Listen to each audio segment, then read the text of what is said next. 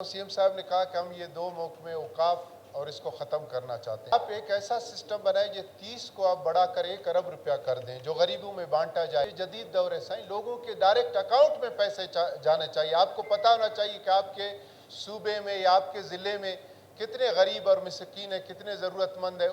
तकरीबन 3 सालों से सर गरीब गुरबा को, जो पिछले कई दाइयों से जो ज़कात के मद में यतीमों को, मसाकीन को, गुरबा को, बेवाओं को माली मदद की जाती थी सर, तकरीबन पिछले 3 सालों से ये सिलसिला बंद है।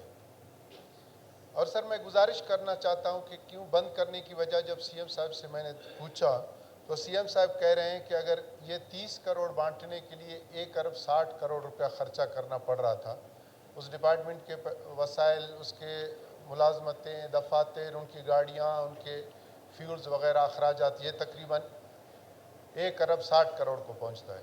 तो मैं गुजारिश करना चाहता हूँ, सीएम साहब ने कहा कि हम ये 2 महकमे औकाफ और इसको ख़त्म करना चाहते हैं। अगर ये आप 2 महकमे ख़त्म करना चाहते हैं तो मेरी गुजारिश है कि आप एक ऐसा सिस्टम बनाए जो 30 को आप बढ़ा कर 1 अरब रुपया कर दें, जो गरीबों में बांटा जाए। आजकल ये जदीद दौर है साईं, लोगों के डायरेक्ट अकाउंट में पैसे जाने चाहिए। आपको पता होना चाहिए कि आपके सूबे में या आपके ज़िले में कितने गरीब और मिस्कीन है, कितने ज़रूरतमंद है, उनके डायरेक्ट उनके अकाउंट में जाना चाहिए पैसे।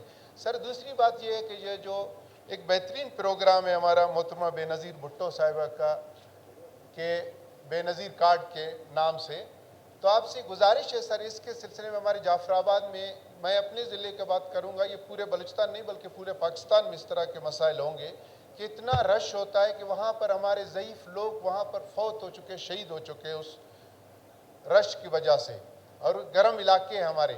सर इनको भी अगर लोगों के डायरेक्ट अकाउंट्स में भेजे जाएं तो लोगों को इससे आसानी होगी सर। ये करप्शन का भी एक ज़रिया है सर।